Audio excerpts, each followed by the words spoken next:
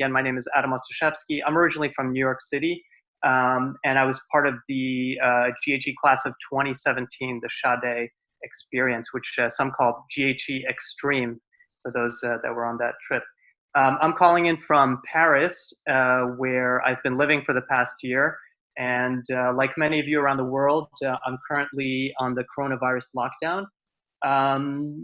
But during this difficult time of uncertainty for many of us, it's I think a great opportunity to step back and think about some of the ways that we can have a small impact in our own way that could lead to larger positive impacts in our local communities and beyond.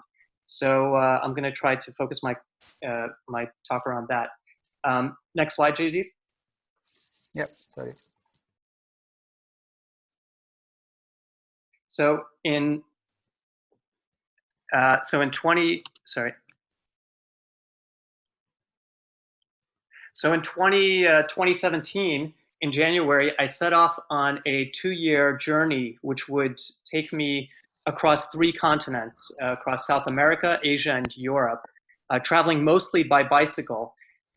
This was after having spent some time working on Wall Street and also in startups and working in the environmental sector in New York, Boston, and San Francisco. I kind of came to a natural pause in my career, and what started out as a 2-month trip to South America to just kind of unwind and transition to the next gig turned out ended up being a 2-year journey, which took me, as you see here, this is more or less the kind of journey that I took across Asia. I ended up spending about 1.5 years in Asia alone, where I cycled about 12,000 kilometers from Bangalore all the way to Singapore. And although the journey started, in South America, as it turned into this broader 2-year journey, it started to take on a lot more meaning, and I think of it as a journey with intentions. So what were my intentions kind of, going into this? Well, Paris mentioned about meditation. Actually, the thing that brought me to Asia was wanting to deepen my meditation practice, which I'd started in California. But probably the biggest reason why I ended up spending so much time in Asia was because I wanted to spend time in developing countries in this part of the world, which has been so much affected by environmental issues. So, as an American, as somebody that spent most of my time in the US and now in Europe, I think generally those of us that live in those places, we're kind of shielded from understanding what are the big changes that are going on in our environment. We have systems to take care of the waste management. We generally have, pretty okay air cleanliness and water, drinking water, compared to some of these other places. But, I wanted to come to Asia to really live firsthand through my experiences and through meeting so many different communities and talking to people on the ground to understand how things like climate change and environmental degradation were really impacting those parts of the world, and ultimately impacting all of us because we're all very much connected. So, so you could go on to the next slide, JD. And so that was the idea, was to look at, spend time in this part of the world, traveling slowly by bicycle, where I was actually, being able to interact with many people and understanding these challenges. Next slide. By the way, the previous slide, that photo was just a typical day of me cycling. I would actually be covered. Yeah, JDP, if you could just back it up for a second. I would just be covered in soot, so going through by bicycle, you just feel all of this impact, the environmental impact, really personally. I had to cycle with a mask. I was literally covered in carbon at the end of every day, and even washing it would be difficult to get it off. So it was really, really quite shocking, the level of environmental pollution and environmental challenges that I saw all around me. Next slide. But at the same time, I saw opportunities. You know, I saw programs such as like the electric vehicles taking off in Delhi, and initiatives to recycle waste, to conserve water, for example, at the Barefoot College in India, a Solar Mamas program where women were being trained, women from all over the world, from developing countries, were being trained to build and install solar systems for residential use and go back to their countries to train their local communities and to actually put up solar panels to create jobs and to create light and to create other opportunities in their communities. So inspiring things, but also you know, you see the reality. For example, the picture there in the middle, you know, you have as I traveled through cities like Delhi and Dhaka, you know, these are cities that, according to WHO studies, average life expectancy is up to 10 years less than the average equivalent in a developed country. So, you know, as I was traveling through these countries, I really started to ask myself, what can be done? You know, what can be done about this environmental and climate crisis that affects all of us, and which is reaching such a critical breaking point across the world? And, you know, what can we do also individually that can make a difference?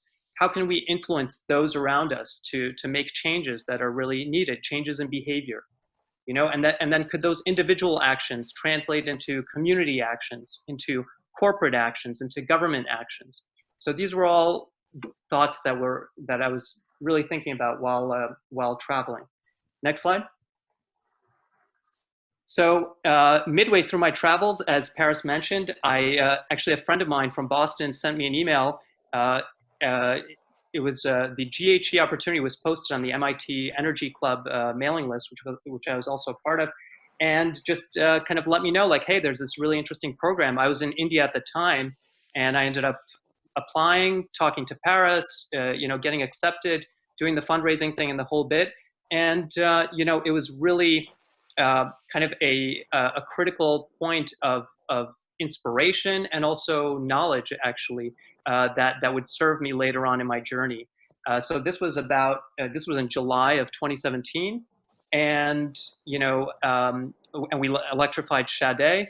And the big takeaway for me from this experience was the knowledge, like learning, you know, that it's relatively simple to do this, to create these kind of systems, install the microgrids. It was a 2-day project, but yet the impact is lasting, and all the things that you could build on top of that, you know, educational opportunities, income generating opportunities, and everything else. It was really just it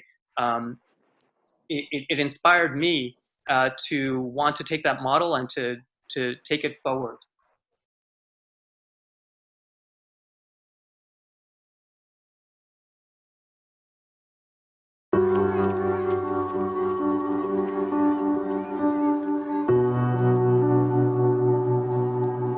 You can't just come here and see this and then just walk away and pretend like you've never heard it before, if you haven't seen it. I've never seen something like this before in my life, you know, and it moved me to do something more than just deliver some goods. My name is Adam, I'm from the US, and I've been traveling the world by bicycle.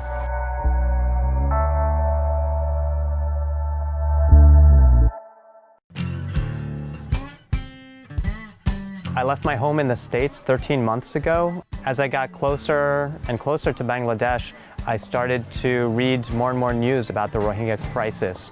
And so I decided to make a stop here.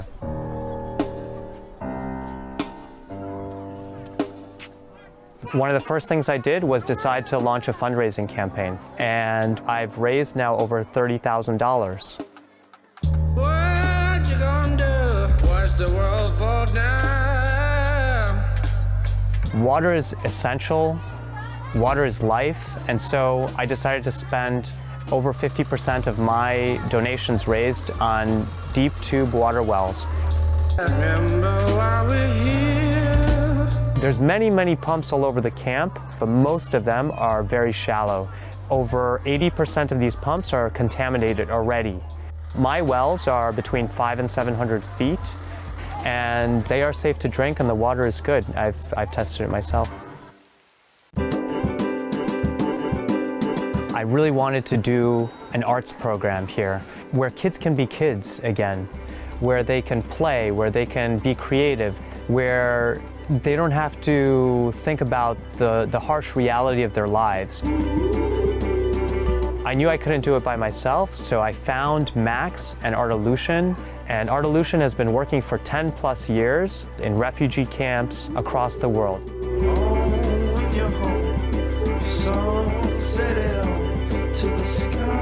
I have seen how things like music and art can really change people's lives and can have a therapeutic value, actually, in helping to heal traumas.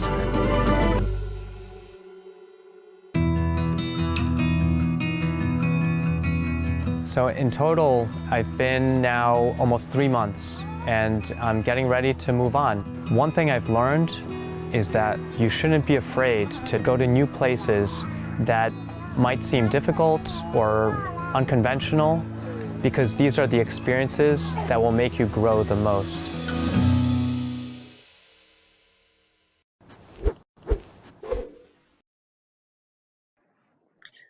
So that video gives you a little bit of context of what was going on there in the camp at the time that I arrived. In addition to the water and arts projects that you saw there, another big project that I ended up spending time and also funds that were raised on was a solar project, and that was really largely inspired by the work that I'd done with GHE.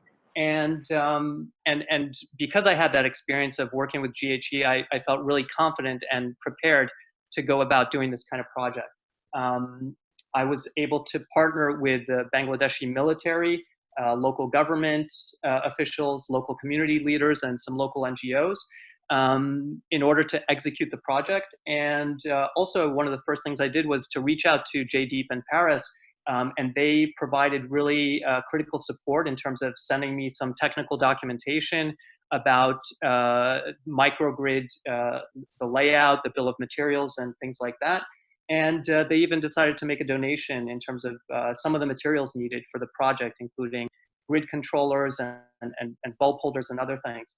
So there were, of course, challenges. And Jaideep, you could go to the next slide. The first part of the project focused on a solar street lighting project.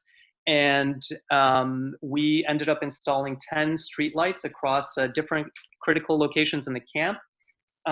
Light was, in those early days when 1 million people had just entered the camp, and this was, there was no light really at night after nightfall. It was actually quite dangerous just to move around. There were incidents of elephants that were coming into the camp and trampling children and people. Some people died. Also, women and others that were going into the forests to gather firewood sometimes were assaulted or attacked because there was no light. So the light was actually a critical safety and security issue in the camp. And so we decided that that was an important use of funding, and the use of our efforts was to install 10 of the first solar streetlights that went up in the camp. Now the camp is full of these streetlights. There's hundreds everywhere. So of course there were many challenges, as you could see some of the photos here, just getting the materials into the camp, working with the communities, installing everything. It wasn't easy. We were working in very difficult environments, but with everybody coming together and the whole community working together, we were able to put up those lights and make it happen. Next slide. So after the streetlights, we decided to do 3 microgrid projects, and each one would end up supporting a community of 50 families. So in total, 150 families, 3 microgrid projects. that served 3 different communities, one of which was called the Widows Village. So 2 slides ago, maybe you saw the photo of the women. This was a community within the camp that was segregated and protected just for women, just for widows and their children. They were particularly considered a vulnerable population. And so we did a number of our projects there, including installing streetlights and one of the microgrids. So we worked with a team of locals and Bangladeshi electricians in order to make it happen. And again, you see here some of the materials that were donated from GHE. And in the end, it was really a wonderful project of everybody coming together and bringing light to the community. So the final slide here, JD. It was really great to be part of this and to take that inspiration and to take whatever I had learned from GHE and apply it in another setting, and also to share that knowledge with other organizations. So, for example, Red Cross ended up being very interested in these types of projects, and I had a number of meetings with them to share some of the knowledge gained from this experience, so that they could take it and they ended up rolling out a series of latrines that had solar panels on them that were able to provide light for the community, and it was kind of a pilot project to demonstrate what could be done. Of course, like I said, there were challenges as well in terms of just getting it done, but also maintenance and educating the community about how to use the microgrids, how they work, and keeping the solar panels clean and things like that. Also challenges with vandalism and theft. So securing the materials was also important. But in any case, we did end up passing over the knowledge and also transferring ownership to some of the other organizations within the camp that were able to replicate the model and kind of spread it out. So just kind of to wrap things up, I want to kind of share this experience just as a maybe something to think about in terms of taking an idea and spreading it, and you don't know what the further ripple effects are of your action, but just kind of putting yourself out there and trying a new project, taking initiative within your community, inspiring others around you. So, for example, there were a couple of people that learned about this project and ended up doing similar projects within the camp and in other places, who got in touch with me and others, and ended up kind of replicating this model. So you never know who you will inspire through your actions and what the further ripple effects will be. So I think that's hopefully a positive message we could all think about during these difficult times. To stay connected, stay engaged, be present within the community. There's so many challenges to be solved, so many things that we could do, and our individual actions, when we work together as a community, can really be powerful. So I'll just wrap it up with that. Thank you guys, and all the best to GHE and the whole community as we continue to do this important work.